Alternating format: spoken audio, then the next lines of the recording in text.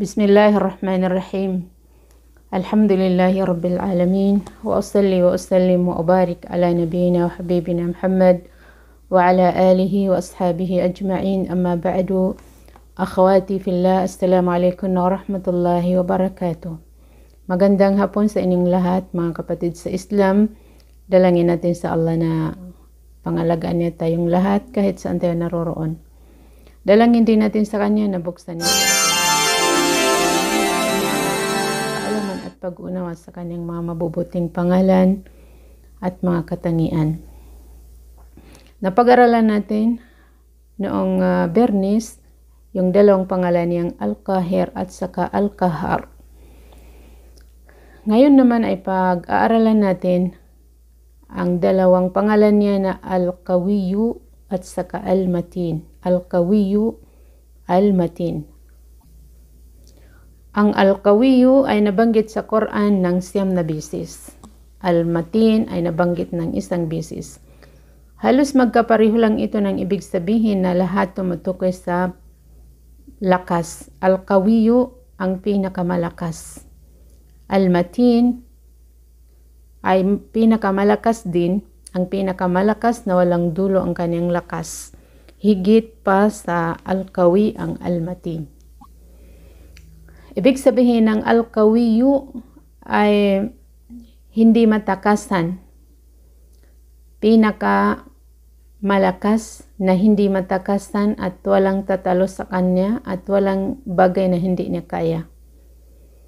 Walang tatalo sa kanya dahil sa sobrang lakas niya.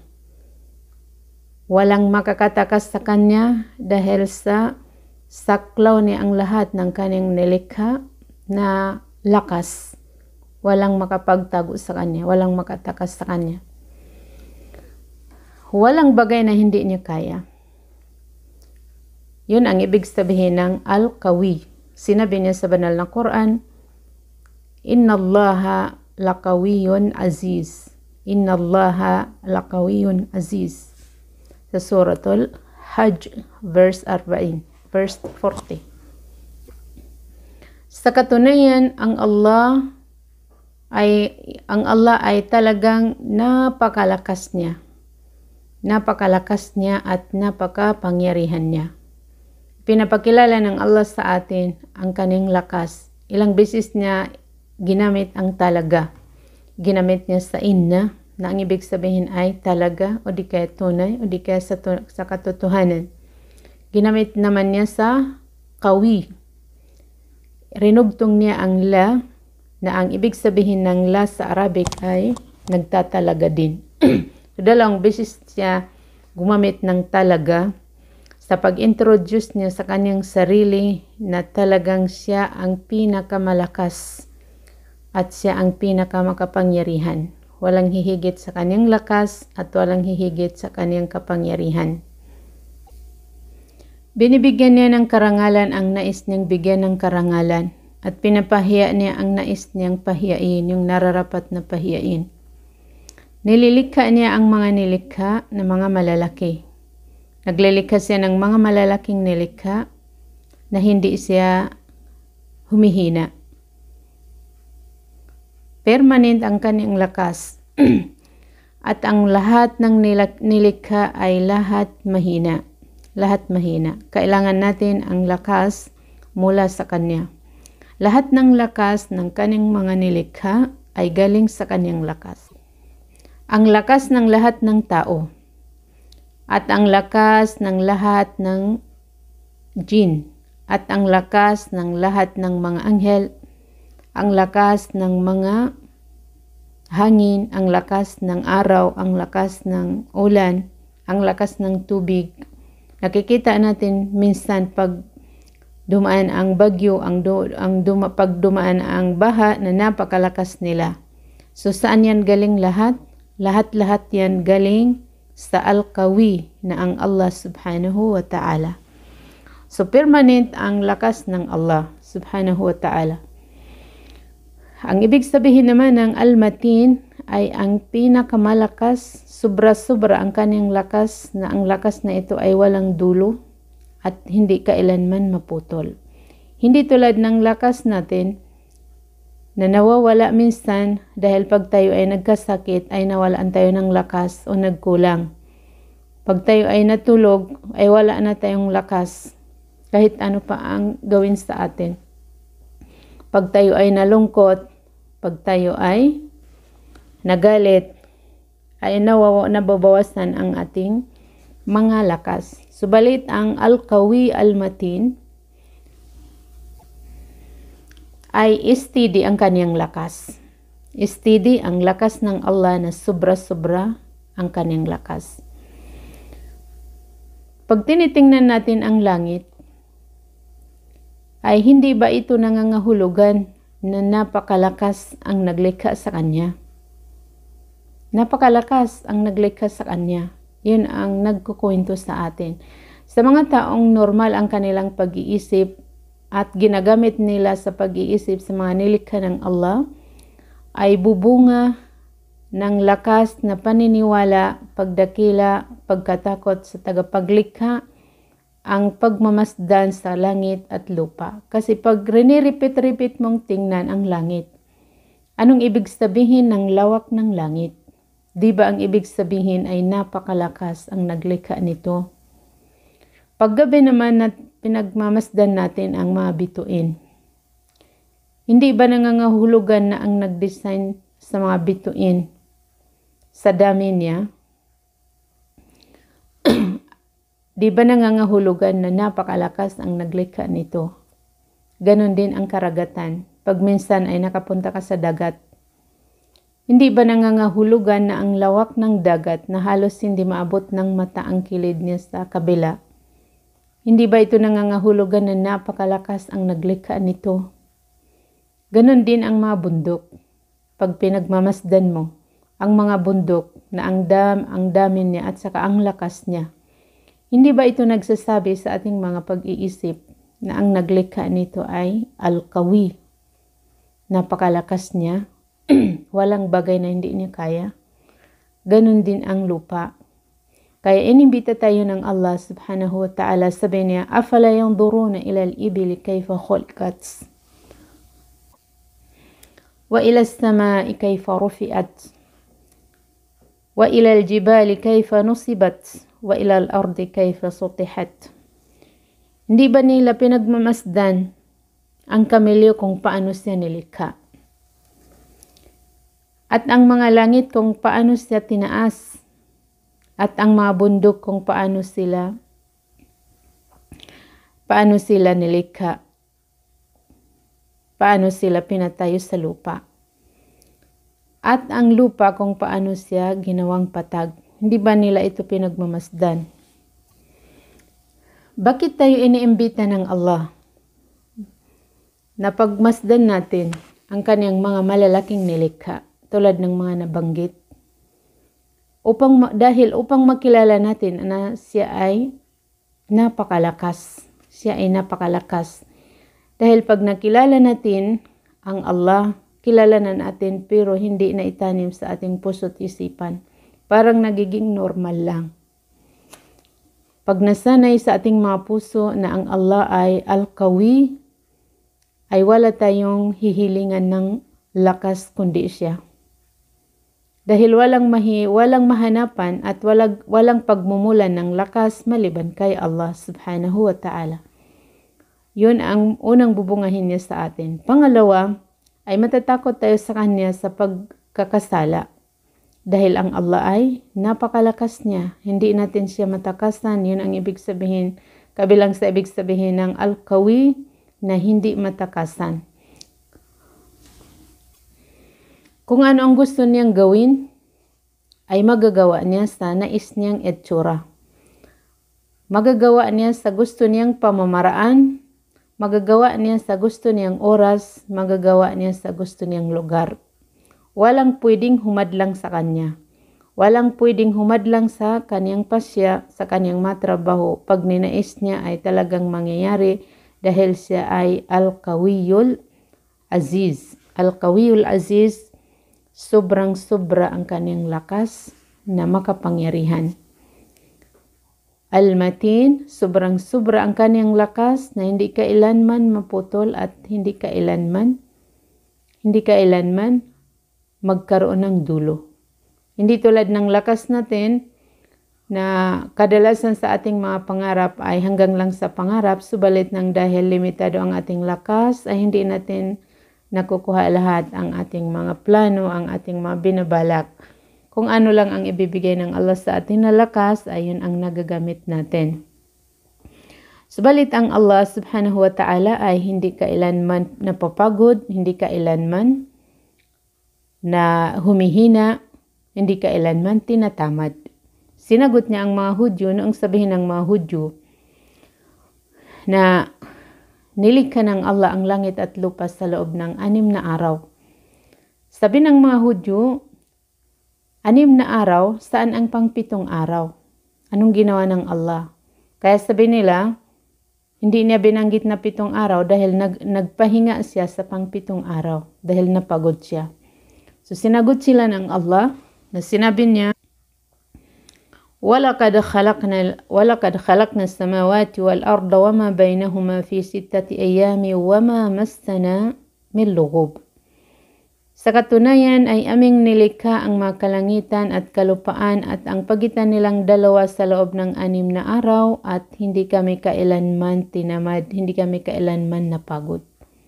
Hindi totoo ang sinasabi na haka-haka ng mga Hudyo kasi ang pag-interpret sa mga salita ng Allah ay kung ano lang ang sinabi niya. Hindi natin pwede i-practical o imbentuhin ang wala sa Quran at wala sa hadith ng propeta. Ang pangalan ng Allah na Al-Qawi ay kadalasan ay rinurugtong niya ang pangalan niyang Al-Aziz. Al-Aziz na ang ibig sabihin ay makapangyarihan. Dahil kung hindi siya makapangyarihan, kung hindi siya napakalakas at makapangyarihan, ay paano ba niya nakakayanan? Tustusan ang lahat ng kanyang nilikha. Tingnan mo ang mga nilikha ng Allah subhanahu wa ta'ala. Ang lahat ng laman ng langit, at ang lahat ng laman ng lupa, at ang lahat ng laman ng dagat. Lahat ito tinutustusan ng Allah ng sabay-sabay. So bakit niya nakakayanan? Dahil siya ay sobrang-sobra ang kanyang lakas at sobrang-sobra ang kanyang kapangyarihan, kaya niyang gawin ang anumang nais niya sa loob ng 1 segundo. Kaya niyang gawin ang gusto niyang gawin sa lahat ng kanyang nilikha na walang kahirap-hirap. Kadalasan ginagamitan ng Allah sa pangalan niyan Al-Qawi ay pagtutulungan niya ang kanyang mga propeta. Pagtutulungan niya ang kanyang mga propeta na kinakalaban ng mga kalaban, ay diyan niya ginagamit ang kanyang lakas. Dahil ang mga mananampalataya at mga mababait ay hindi kailangan na gamitan niya sila ng lakas. Ang ginagamit niya sa kanila ay biyaya. Subalit, pag kailangan ang lakas niya dahil wala nang choice, kundi gamitin niya sa mga makasalanan, mga mayayabang ay ginagamit niya ang kanyang pangalan na Al-Qawi. Pinakikitunguhan niya ang mga mararahas sa pangalan niyang Al-Qawi.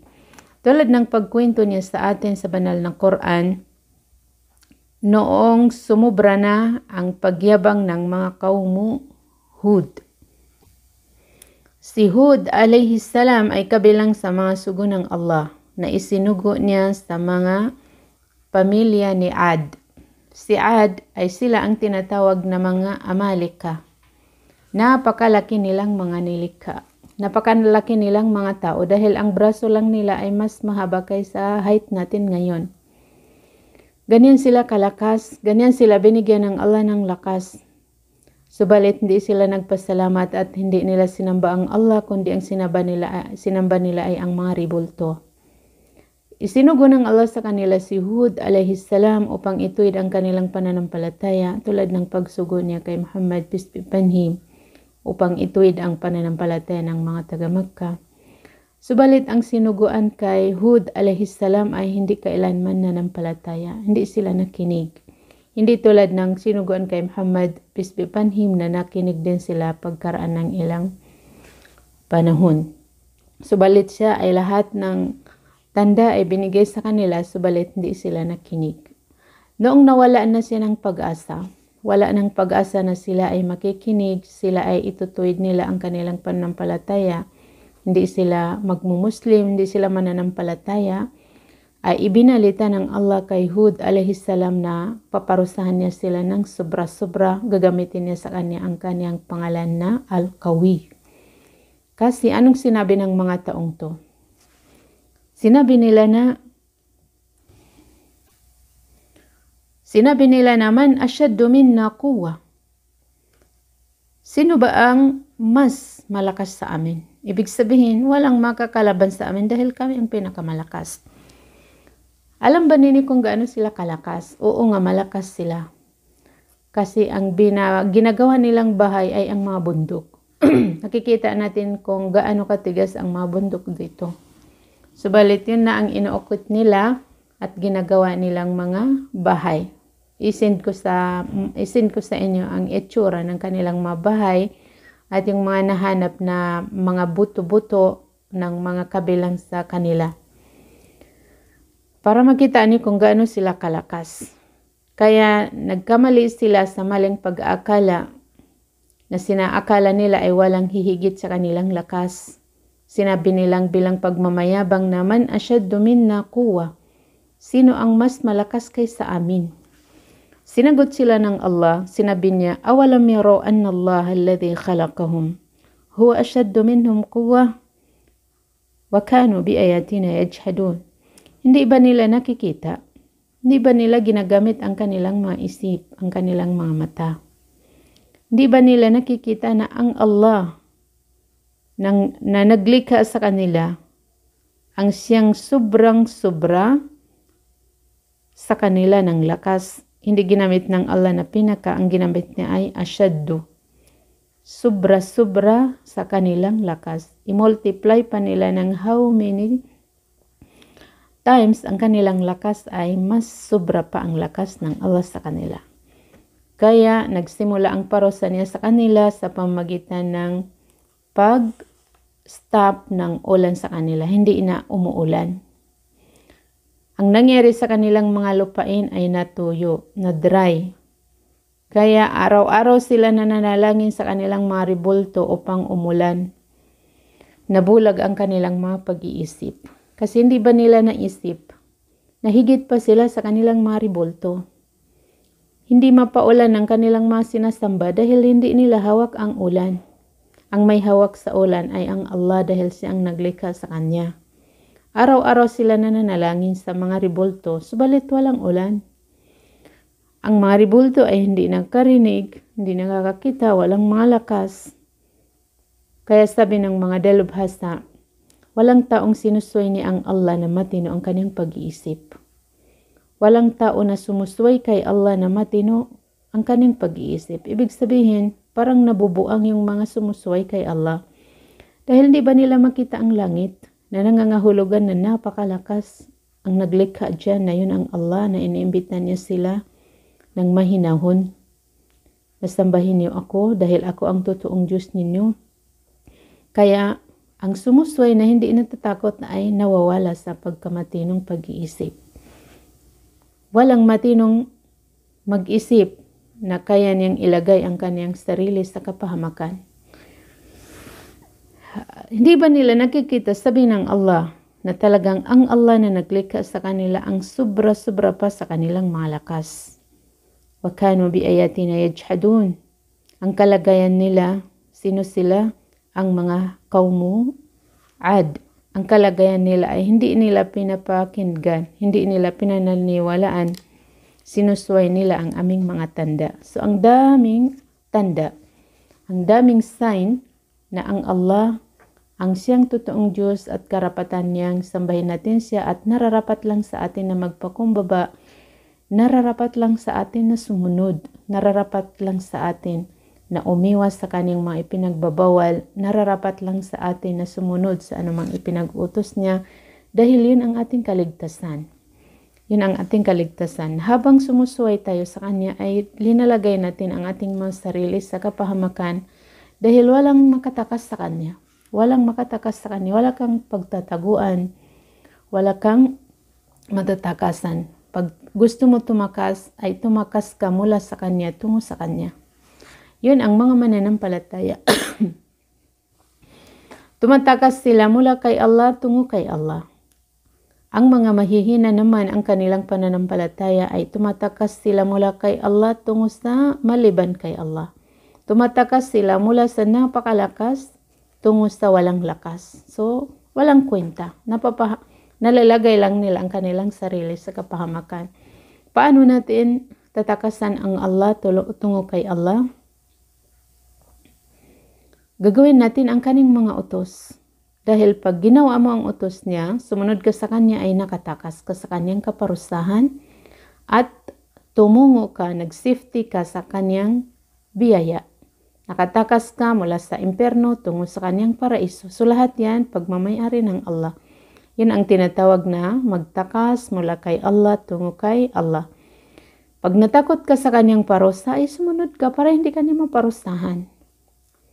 So pag tumakas ka sa kanyang kaparusahan, tumutungo ka sa mga rebulto o ibang Diyos o ibang relihiyon, ay wala rin sila, hindi ka nila maprotektahan laban sa kaparusahan na ibibigay ng Allah na kaparusahan sa mga tumakas sa kanya. Yun ay kabilang sa ibig sabihin ng Al-Qawi na walang pwedeng tumakas sa kanya. Walang tatalo sa kanya, walang bagay na hindi niya kaya dahil siya ay Al-Matin, napakalakas niya, sobra-sobra ang kaniyang lakas.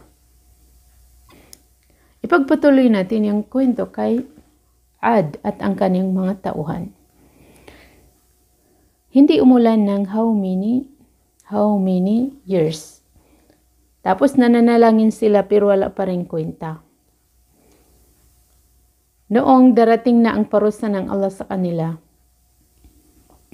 ay natuwa na sila dahil nakita nila ang langit na umitim. Akala nila ay tinugon ng kanilang mga diyos-diyusan ang kanilang panalangin na pauulanin niya. Yun pala ay parusa ng Allah na napakalakas na hangin. Napakalakas na hangin, napakalakas ang kaniyang tunog at napakalakas ang pagdadaan niya, pagtatakbo niya at napakalamig. فأرسلنا عليهم ريحا صرصرا في أيام نحسات. Binitawan namin, sabi ng Allah sa kanya, ang hangin na napakalakas. Ang tunog niya napakalakas. At saka napakalamig. Anong ginawa ng hangin sa kanila? Tinataas sila ng hangin tapos hinuhulog naman niya sila. Nanatili ang hangin sa kanila ng 7 layali wa 8 ayamin husuma. 7 gabi at 8 araw. Ginawa silang bola. Iginaya sila ng hangin sa bola. Minsan tinataas, minsan binababa. Hanggang sa natanggal ang kanilang mga ulo sa kanilang mga katawan. At natanggal ang laman ng kanilang mga tiyan, lumabas ang kanilang mga tinai mula sa kanilang pangangatawan. Nahiwalay ang kanilang mga kamay at mga paa sa kanilang pangangatawan. Yun ang nangyari sa kanila sa loob ng 7 gabi at 8 araw na ginawa silang bola ng napakalakas na hangin hanggang sa kanilang mga dugo ay naubos mula sa kanilang mga katawan. So anong nangyari? Yun ang lakas, larawan ng lakas ng Allah na Al-Qawi. Ipinaparusan niya sa mga nagyayabang na hindi makikinig. So katakot-takot mga kapatid sa Islam, pag pinag-aaralan natin ng malalim ang lakas ng Allah subhanahu wa ta'ala, so talagang kikilabutin ka, hindi mo kayang gumawa ng masama, hindi mo kayang gumawa ng ipinagbawal ng Allah dahil dakila at malakas ang nasusuway mo. Binigyan tayo ng Allah ng leksyon upang maging aral sa mga sumusunod na generation ang ginawa niya sa Qawmu Ad. Qawmu Ad na hanggang ngayon ay nakikita pa rin ang kanilang mga bahay dahil hindi sinira ng Allah upang maging aral sa mga susunod na mga tao. Pagtutulungan ng Allah ang kanyang propeta laban sa kanyang mga kalaban ay gagamitin niya ang kanyang lakas, Al-Qawi. Pagkikitunguhan niya sila sa kanyang pangalan na Al-Qawi, Al-Aziz, Al-Matin, Al-Qahhar, at saka Al-Qahir.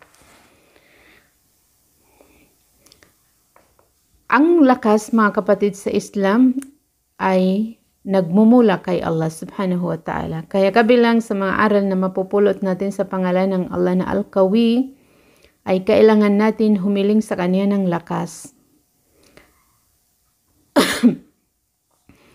Paano tayo hihiling ng lakas kay Allah subhanahu wa ta'ala? Kabilang sa paghihiling ng lakas sa kanya ang lagi i-recite ang la hawla wala quwwata illa billah.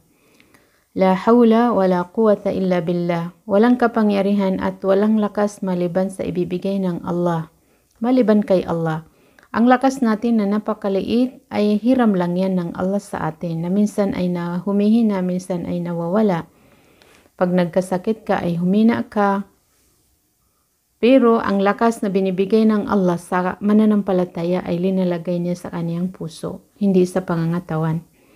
Pag linagay ng Allah ang lakas sa puso ng mananampalataya ay sumasabay na lumalakas ang kaniyang katawan, ang kaniyang paningin, ang kaniyang pandinig. Kaya nararamdaman mo na madali lang sa iyo sumunod sa mga utos ng Allah dahil linagay niya ang lakas mo sa puso mo. May lakas kang loob upang magdasal, upang mag-fasting, upang mag-hajj, upang makinig ng mga lecture, upang bumasa ng Quran. Pag hindi ka naman binigyan ng Allah ng lakas, pinabayaan ka niya, ay wala kang magawa. Ay nako, tinatamad ka. Hindi mo na kaya dahil walang lakas na binigay ng Allah sa puso mo.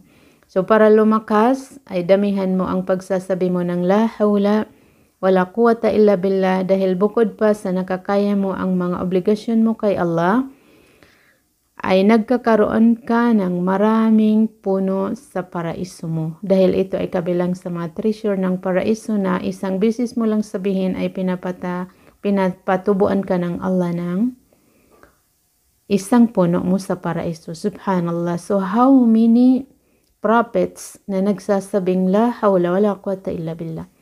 How many believers na nagsasabi ng la hawla wala quwwata illa billah? So, di ba nangangahulugan yan na ang Allah ay Al-Qawi dahil napakaraming puno sa paraiso. Ibig sabihin napakalawak ang paraiso dahil ang naglikha nito, naghanda nito ay Al-Qawi. Al-Qawi. Walang dulo ang kanyang lakas, kaya niyang gawin. Hindi maaabot ng ating mga pag-iisip ang dulo at lakas ng Allah subhanahu wa ta'ala. Ang dulo ng kanyang lakas dahil siya ay Al-Qawi. Kaya kailangan nating lakasan ang ating mga kalooban. Very lucky ang mananampalataya dahil ang sinasamba mo ay Al-Qawi. Tapos pwede ka niyang dagdagan ng lakas kung hihingi ka ng lakas sa kanya. So kailangan natin lakasan ang ating mga kalooban sa mga pagsubok ng Allah subhanahu wa ta'ala. Ang Allah ay nagugustuhan niya, minamahal niya ang mu'minul qawi. Sabi ng propeta, al-mu'minul qawiyu khayrun wa ahabbu ilallahi minal mu'minid da'if. Ang mananampalatayang malakas ay mas mahal ng Allah kaysa hindi malakas na mananampalataya. Subalit lahat niya sila mahal, pero mas mahal niya ang malakas. So ano ang malakas na tinutukoy doon? Ang lakas ng loob. Ang lakas ng loob na gumawa ng mabuti. Subalit, mas maganda ang malakas ang kanyang kalooban at malakas din ang kanyang pangangatawan upang maistabuhay niya ang mga utos ng Allah sa kanya at upang maipagtanggol niya ng marami ang relihiyon ng Allah subhanahu wa ta'ala. Kaya mas marami, di ba mas marami ang nagagawa ng malakas kaysa mahina? Di ba mas marami ang nagagawa ng walang sakit sa Islam kaysa may sakit? Kaya yun ay mas gusto ng Allah. Kung gaano karami ang nagagawa mo kay Allah, Kung gaano karami ang nagagawa mo sa Islam, ay ganyan ka kamahal ng Allah subhanahu wa ta'ala. Kaya kailangan natin humingi ng lakas kay Allah subhanahu wa ta'ala. Kabilang sa mga aral na mapupulot natin dito ay proud ang isang Muslim dahil siya ay sumasamba sa napakalakas. Kahit sino pa man ang tumatakot sa Muslim ay hindi siya matatakot dahil umaasa sa lakas ng Allah na mas malakas kaysa mga malalakas. Mas malakas ang Allah kaysa virus. Mas malakas ang Allah kaysa mga bomba. Mas malakas ang Allah kaysa mga umaaway sa Islam. Ang daming mga pananakot sa mga Muslim, subalit huwag tayo matakot dahil ang Allah natin ay Qawi, Al-Qawi. Binigay niya na example ang ginawa niya kay Thamud, kay Ad at ang kanyang mga tagasunod. Pangalawa ay la natlubul quwa illa min Allah. Huwag tayo humiling ng lakas maliban kay Allah. Wala tayong mahilingan ng lakas maliban kay Allah subhanahu wa ta'ala. Wa an nu'min anna kulla quwwatin mahma azumat falan tuqabila quwwatallahi ta'ala. At paniwalaan natin na lahat ng lakas ay kahit na lumakas pa man o lumaki pa man ang lakas ng mga may lakas ay hindi niya kayang harapin ang lakas ng Allah subhanahu wa ta'ala. Kaya tayo lubos na nagpapasalamat sa Allah na ginawa tayong mga Muslim, ginawa tayong mga mananampalataya. Binigyan tayo ng lakas na loob upang sambahin siya. Binigyan niya tayo ng lakas na loob upang pakinggan at pag-aaralan ang kanyang mga mabubuting mga pangalan. Dalangin natin sa kanya na bigyan pa tayo ng napakaraming lakas mga sumusunod na mga araw hanggang sa umabot sa atin ang kamatayan.